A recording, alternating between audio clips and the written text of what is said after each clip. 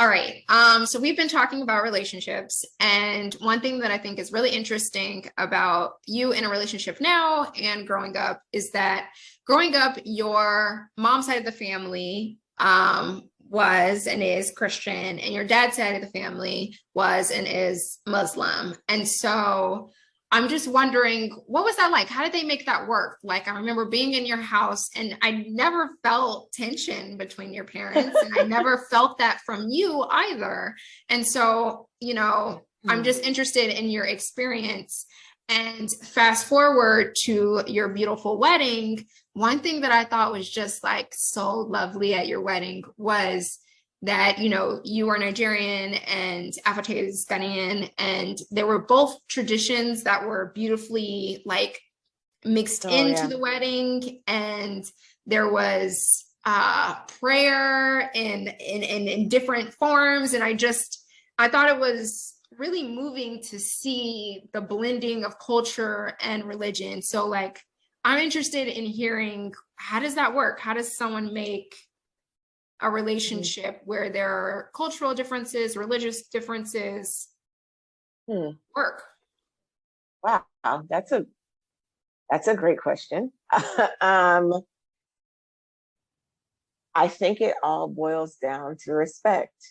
And I didn't really perceive, so growing up, my dad is Muslim, my mom's Christian. My mom grew up Christian, my dad grew up Muslim.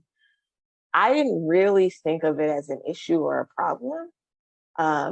It was always brought to me by someone else.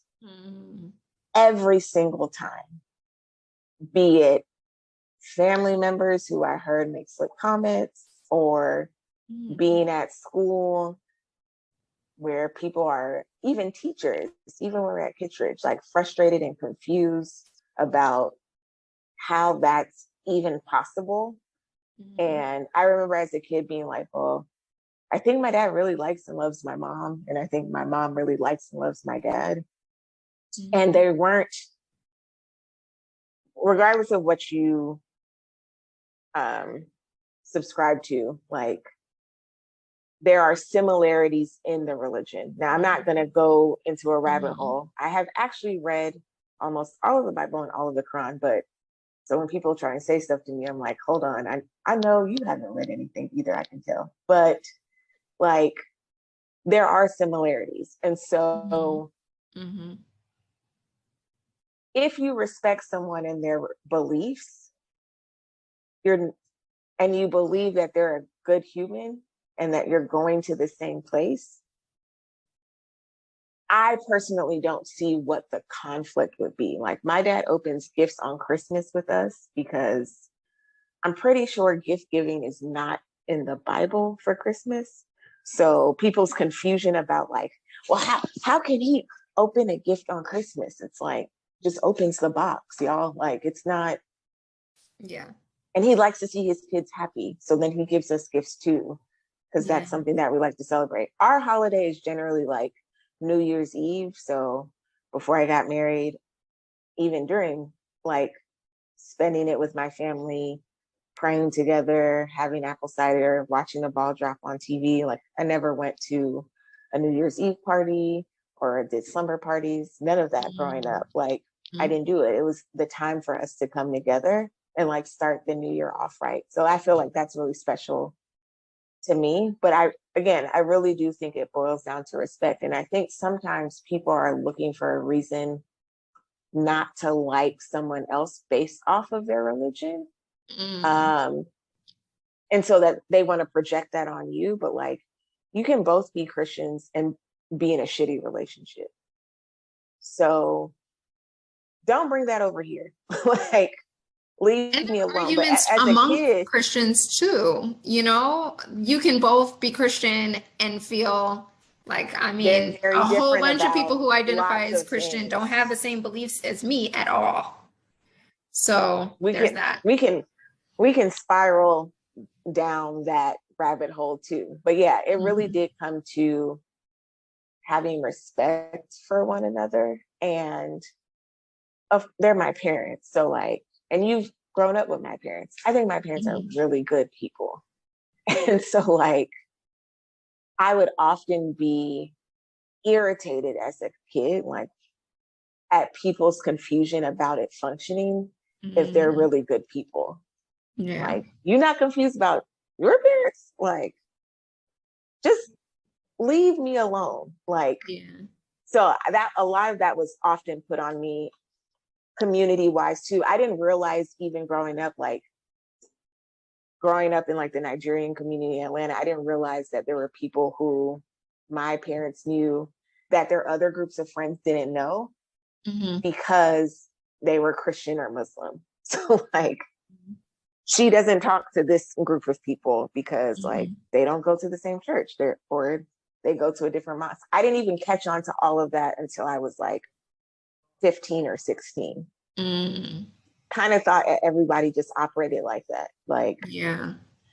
if anything, I thought it would be more confusion if you were different tribes, like we're Yoruba. So I was like, well, Yeah. how does it work Mm, when somebody's Yoruba and somebody's Igbo? Like, what's the language barrier? Like, what do you yeah. learn the other person's language? Like, I thought that was more of a thing than my dad being Muslim and my mom being raised Christian. So then when it came time to get married to Afote, I was kind of like, I mean, we're going to have a Muslim prayer and a Christian prayer because we Yeah. have imams in the family and we have pastors in the family. And we want to make sure that everybody's prayer is heard. And we're not going to get married by either religious entity because we believe in God, but we out here. Like, we're not going to the mosque or going to church. So it wouldn't even make sense for us to even pretend to do that. Like, Hmm. so then the thing is respect and then honesty. So Hmm. part of what we wanted to show at our wedding was that like these are our cultures, these are our family's cultures, but like a judge married us that like was really special to my mom and her career. So that makes sense to us because we're not very religious and we want to be able to showcase that. But I do think it boils down to respect. And once you start looking for a reason to feel like, and I think there's some elitism.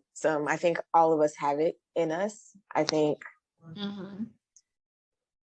I've had people say to me, both friends and family, like, your dad's really great and he's like Muslim. It's just like, what is the expectation?